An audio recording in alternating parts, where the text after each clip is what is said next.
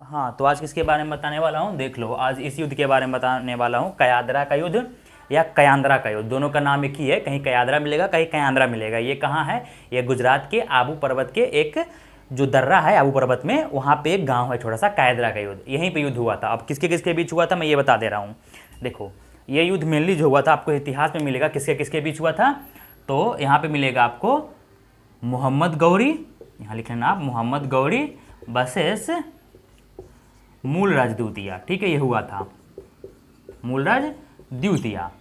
आपको हिस्ट्री में कहीं कहीं मिलेगा कि ये हुआ था गौरी वर्सेस भीमदेव द्वितीय जी। ठीक है, लेकिन नहीं, भीमदेव द्वितीय उस समय नहीं था। भीमदेव द्वितीय इसका छोटा भाई होता है। ठीक है, और बड़े भाई के रहते छोटे भाई सिंहासन पे नहीं बैठ सकता था उस समय। ठीक है, क्योंकि उस समय राजतंत्र थी ना, तो वैसी व्यवस्था था। ठीक है, और दोनों बच्चे होते हैं, बिल्कुल 5 साल के बच्चे होते हैं, छोटा बच्चा, इसलिए इसे बाल द्वितीय ही बोला गया था। ठीक है, और ये गौरी वर्सेस मूला द्वितीय के बीच में होता है। लेकिन इस युद्ध का जो नेतृत्व करना पड़ता है वो नायिका देवी को करना पड़ता है। वो कौन होती है? मूलराज द्वितीय की मम्मी होती है, नायिका देवी। अब मैं इसमें बता रहा हूँ युद्ध का इंपॉर्टेंट क्या है। इसमें एक महिला के बारे में बताया गया है, नायिका देवी के बारे में, कि कैसे वो वीरता से लड़ती है इस युद्ध में। अब इसलिए बता रहा हूँ, ये बहुत सारी हिस्ट्री में आपको कयादरा का युद्ध का नहीं मिलेगा जिक्र। ठीक है, कि कयादरा का युद्ध क्या होता है, आपको एक लाइन में कहीं की हिस्ट्री में मिल जाएगी कि गौरी वर्सेस भीमदेव द्वितीय हुआ था। भीमदेव द्वितीय उस समय युद्ध में नहीं था। ठीक है, वो तो बच्चा होता है, अपनी मम्मी के पीछे बंधा हुआ रहता है। मूला द्वितीय और कौन? गौरी, जो भीमदेव द्वितीय और मूला द्वितीय दोनों अपनी मम्मी के पीछे बंधा हुआ रहता है युद्ध में, और दोनों हाथ तलवार लेकर नायिका देवी इस युद्ध में लड़ती है मोहम्मद गौरी के खिलाफ। तो अब इस युद्ध के बारे में बता रहा हूँ। इस युद्ध में बारे में ये होता है कि मोहम्मद गौरी को तो आप जानते हो कौन है, गजनी का शासक होता है मोहम्मद गौरी, जो कि पहले गौर का सेनापति होता है। इसका बड़ा भाई का नाम होता है गयासुद्दीन मोहम्मद गौरी, और इसका पूरा नाम होता है सियाबुद्दीन मोहम्मद गौरी, जो बाद में गजनी पर अटैक करके गजनी को अपने, पहले गजनी के अंडर ये लोग हुआ करते थे, लेकिन फिर गजनी कमजोर हुआ तो अटैक करके ये लोग गजनी का मतलब वहाँ का राजा बन जाते हैं। कौन? ये लोग। फिर क्या होता है कि 1173 ईस्वी से 1206 ईस्वी तक इसका इतिहास होता है। मैं बताऊंगा वो मिडाइवल हिस्ट्री में पहुंचने के बाद में बताऊंगा मोहम्मद गौरी के बारे में डिटेल्स में वीडियो। अभी हिस्ट्री का क्लास में नहीं करवा रहा हूँ, अगर आपको चाहिए हिस्ट्री का क्लास तो आप कमेंट में बताना। ठीक है, तो देखो इसमें मैं शॉर्ट इस युद्ध के बारे में बता रहा हूँ जिसका इंपॉर्टेंट है इसमें। क्यों है कि आप देखो कैसे क्यों है। तो गौरी होता है गजनी का हीरो। अब ये गजनी कहाँ है? तो गजनी अफगानिस्तान में आज का। ठीक है, आज का अफगानिस्तान में, पहले अफगानिस्तान के इलाके में ही इंडिया के इलाके में ही अफगानिस्तान आया करता था। और ये गौरी हो गया वहाँ का। और ये मूल द्वितीय है, ये चालुक्य वंश का 3 शाखा होता है। ये पश्चिमी चालुक्य जो गुजरात में रहा करते थे, उसी के एक अजय पाल शासक होते, उन्हीं का बेटा होता है मूला द्वितीय। और अजय पाल सोलंकी का ही बीवी होती है नायिका देवी, जो बहुत तेज दिमाग की होती है, बहुत बहादुर भी होती है, तलवारबाजी में हर युद्ध कौशल में निपुण होती है वो, और राजनीति में तो बादशाह होती है वो, उनके बिना नहीं होता है, मतलब उनसे ज़्यादा बादशाह उस समय कोई नहीं होता है औरतों में। तो अब बता रहा हूँ, इसकी मम्मी होती है मूलराज द्वितीय बन गया। ये चालुक्य वंश का होता है। ठीक है, चालुक्य वंश के ये होते हैं कौन? मूलराज द्वितीय, अजय पाल सोलंकी के बेटे होते हैं, जो छोटे होते हैं बच्चे, उनकी अचानक मृत्यु हो जाती है 1171 में, तो इनको बनना पड़ता है, गद्दी पे बैठना पड़ता है। उस समय राजा का बेटा ही राजा बनेगा, ऐसा सिस्टम था। बहुत से लोग बोलते हैं नायिका देवी खुद संभालो, लेकिन नहीं, नायिका देवी इसका वो देख रही थी, मतलब राजा तो इनके नाम पे है, जैसे राष्ट्रपति होता है लेकिन सारा कुछ प्रधानमंत्री देखता है, वैसे ही राजा थे, और सारा काम जिम्मेदारी नायिका देवी ही देखा करती थी, इसकी मम्मी जो थी। इसी के छोटे भाई भीमदेव द्वितीय होते हैं, जो गुजरात के शासक होते हैं। ये कहाँ मूला द्वितीय कहाँ शासक थे? तो गुजरात के। ठीक है, गुजरात का उस समय जो राजधानी थी वो अहिलवारा थी, ये आपको मालूम है। ये हो गया। अब क्या होता है? 1178 ईस्वी में ये युद्ध होता है। क्यों होता है? अब देखो क्या हो गया कि अचानक इनकी मृत्यु हो जाती है। किसकी? इसके पापा की, अजय पाल की मृत्यु हो जाती है। तुर्क लोग जो थे, अब ये जो मोहम्मद गौरी है तुर्क होते हैं। तुर्क कौन है मैं हर एक वीडियो में बता दिया हूँ, आप जाके देख सकते हो प्लेलिस्ट में कि तुर्क कौन होते हैं। अब हर एक वीडियो में बताने से अच्छा है कि वीडियो लंबी हो जाएगी। तुर्क लोग वैसे के लिए एक जनजाति हुआ करते थे पहले, जो बाद में इस्लाम धर्म एक्सेप्ट करके मध्य एशिया पे कब्जा करते करते अफगानिस्तान में आते हैं। ठीक है, जो कि पहला अल्पतगीन नाम का एक तुर्क सरदार होता है जो गजनी का स्थापना करता है। वो हिस्ट्री में बताऊंगा डिटेल्स वीडियो। तो इसमें क्या होता है कि तुर्क मोहम्मद गौरी जो है पहले 1175 ईस्वी में मुल्तान पे अटैक करता है। और मोहम्मद गौरी जो होता है ये मुस्लिम धर्म में सिया का फॉलोवर्स होते हैं। और वैसे ही जो मुल्तान पे उस समय मुस्लिम का अधिकार था, मुल्तान पे इंडिया वाला इलाके था उस समय मुल्तान, उस पर जो अधिकार होता है कारामती नाम की एक शासिका का वहाँ पे अधिकार होता है। ठीक है, और वो भी मुस्लिम होती है लेकिन सिया का फॉलोवर्स होती है। तो मोहम्मद गौरी अटैक करता है मुल्तान पे, और उसको हरा करके खुद गद्दी पे बैठ जाता है और कब्जा कर लेता है। कौन? मोहम्मद गौरी जो है, ये मोहम्मद गौरी, इसका लूटपाट से ज़्यादा मतलब नहीं था। लूटपाट तो था ही, लेकिन मेनली इसका मकसद था इस्लाम धर्म का स्थापना करना, तुर्क साम्राज्य का स्थापना करना इंडिया में। इसका मेन मकसद होता है। लेकिन महमूद गजनबी का सिर्फ लूटपाट से मतलब था, लेकिन इसका समाज स्थापित करना था। अब अटैक करता है 1175 में मुल्तान पे, जीत जाता है उसे। दूसरा अटैक करता है ये गुजरात में। अब इससे पहले तो बैठा रहता है, वेट करता है कि कौन उसमें स्ट्रॉन्ग राजा थे, अजयपाल, तो वेट करता है कि कब ये कंडीशन आए। कंडीशन आ जाती है, जब पता चलता है उसे, न्यूज़ पहुंचता है कि अब गुजरात में जो है अजयपाल नहीं है, उनके बेटे मूलराज द्वितीय राज कर रहे हैं, जो कि बच्चे हैं और गुजरात कमज़ोर है। ये गलती कर देता है ये। उसको नायका देवी के बारे में कुछ भी मालूम नहीं था, वो कितनी बड़ी राजनीतिक और साहसी लड़की थी, मतलब औरत थी, वीरांगना, मतलब बहादुर थी वो, कितनी बड़ी वो युद्ध कौशल की माहिर है, वो नहीं मालूम था मोहम्मद गौरी को। वो अब मोहम्मद गौरी भी एक कुशल योद्धा होता है, तगड़ा लेवल का, ठीक है, क्योंकि वैसे ही नहीं वो अटैक करते आ रहा है, ऐसे बच्चा नहीं था वो, ठीक है, वो भी एक असल मतलब अफगानिस्तान का सेनापति था वो, तो वो भी कुशल योद्धा होता है। अब वो ये न्यूज़ सुन के बहुत खुश होता है और ये फरमान भेजता है गुप्तचर के द्वारा कि जाओ नायका देवी को बताओ कि वो मेरे अंडर आ जाए, अपना सम्राट छोड़ के चले जाए, मैं किसी को कुछ भी नहीं करूँगा वहाँ के बंदों को। तो ये न्यूज़ सुनते ही नायका देवी सोचती है कुछ, सोचती है अब जो छल कर रहा था, छल से ही जवाब देना चाहिए, कुशल युद्ध में ये नीति चलती है।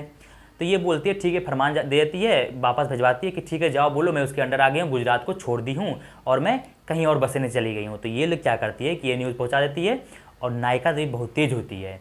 ये गुजरात का एक आबू पर्वत है, वहाँ पे एक दर्रा है, ठीक है, जब आपके पास सेना कम हो तो आपको छापेमार युद्ध करना चाहिए, ये इनको मालूम होता है नायका देवी को।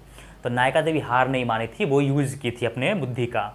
अब क्या होता है, इनके पास बहुत कम सेना होता है, तो अगल बगल के पड़ोसी राज से हेल्प लेती है, नरेल के, आबू पर्वत के, आबू के इलाके में जो होते हैं राजा, उनसे भी हेल्प लेते हैं। तो 3 राजा हेल्प करने आते हैं, केल्हन, कीर्तिपाल और धारावर्ष, ये 3 आते हैं हेल्प करने के लिए। ये लोग गुजरात को छोड़ करके नरेल चले जाके बस जाते हैं शरणार्थी थोड़े दिन के लिए। शरणार्थी धारावर्ष से बोलते हैं कि आप मुझे दे दो अंडर में, वो दे देता है। अब छोटे छोटे सेना लेके सारे मिल करके कहाँ चले जाते हैं, जो वहाँ के दर्रा था ना, और दर्रे में 1 लाख सेना तो नहीं घुस सकता ना, 10-20 करके सेना आ सकते हो, उसमें फिर छापेमारी युद्ध में इजीली हरा दोगे। जैसे कि शिवाजी महाराज लड़ा करते थे छापेमारी युद्ध, वो बताऊंगा शिवाजी महाराज कैसे युद्ध किए थे औरंगजेब के खिलाफ तगड़े लेवल का, तो वो आगे युद्ध में बताऊंगा। तो वैसे ही नायका देवी जाती है उस दर्रे में और फिर युद्ध होता है तगड़ा लेवल का। जब इसे मालूम होता है, अचानक घुसता है वहाँ से अटैक करने के लिए, कौन, मोहम्मद गौरी, इधर से नायका देवी की सेना। नायका देवी खुद दोनों हाथ में तलवार लेके खड़ी रहती है घोड़े पे, और दोनों पीछे बंधा हुआ होता है, दोनों बेटा, एक तरफ मूलराज द्वितीय, एक भीमदेव द्वितीय, दोनों बंधा होता है और दोनों तगड़ा लेवल के युद्ध करती है नायका देवी अकेले, मतलब अकेले नहीं, और भी कुछ 3-4 राजा होते हैं, 3 राजा तो साथ देते हैं, और सेना लेकिन कम रहता है इनके पास, और उसके पास तगड़ा लेवल का होता है। लेकिन छापेमार युद्ध में जो माहिर थी है ना, तो ये युद्ध जीत जाती है और इतना तगड़ा लेवल के मारती है मोहम्मद गौरी को। मोहम्मद गौरी इतना तगड़ा लेवल के मारती है कि मोहम्मद गौरी भूल जाता है रास्ता दोबारा, कि गुजरात नाम का कोई रास्ता भी है जहाँ से हमें इंडिया में प्रवेश करना है, बिल्कुल रास्ता भूल जाता है। अब गुजरात उस समय समृद्ध था, सोना बहुत चांदी थी यहाँ पे, आप जानते हो सोमनाथ मंदिर के बारे में, तो उस समय भी सोमनाथ मंदिर विख्यात था। तो जहाँ जो अटैक होता था ना पैसे कमी, वो गुजरात में पहले अटैक करता था वहाँ पे उस इलाके में। तो गुजरात एक, और उस समय इन लोग को मतलब मोहम्मद गौरी को अगर दक्षिण भारत में आना है तो गुजरात से क्रॉस करके ही आना पड़ता, तो वो बीच में राजा बाधा ही बन रहा था ये गुजरात। तो गुजरात को जीतना बहुत ज़रूरी था मोहम्मद गौरी को आगे बढ़ने के लिए, लेकिन नहीं जीत पाता, वो मुल्तान तक ही जीत पाता है। उसके बाद इतना बुरी तरह हारता है इस युद्ध में। 1178 ईस्वी में कायदरा एक नाम का जगह होता है गाँव, वहीं पर युद्ध होता है, इसलिए इसका नाम कायदरा का युद्ध बोला गया है, जो कि किसके बीच होता है, गौरी वर्सेस मूलराज होता है। लेकिन रियल में इस युद्ध का नेतृत्व कौन करती है, तो नायका देवी करती है, और इसकी तरफ सेनापति कौन होता है, मोहम्मद गौरी। तो मोहम्मद गौरी वर्सेस नायका देवी इस युद्ध में लड़ती है, इस युद्ध में, और जीत किसका होता है, नायका देवी का। और नायका देवी जीत जाती है और भागता है इतना दूर, कौन, मोहम्मद गौरी, की दोबारा रास्ता ही भूल जाता है इधर आने का। फिर वो दोबारा जब तराइन के युद्ध में आएगा पृथ्वीराज चौहान से लड़ने के लिए, तो वो पंजाब के रास्ते से आएगा, इधर से नहीं आएगा, वो भी 15 साल बाद आएगा। 1178 के बाद डायरेक्ट 1191 में आएगा वो तराइन के युद्ध में लड़ने के लिए। उतना स्ट्रॉन्ग होता है, इतना बुरी तरह से हारता है कि इसमें बहुत बुरी तरह हराती है, भूल ही जाता है, रास्ता ही भूल जाता है इसके तरफ आने के लिए। फिर वो तराइन के युद्ध में आएगा उस तरफ। अब मोहम्मद गौरी फिर जब पृथ्वीराज चौहान को दूसरे युद्ध में हरा देता है, वो कैसे हराता है मैं बताऊँगा।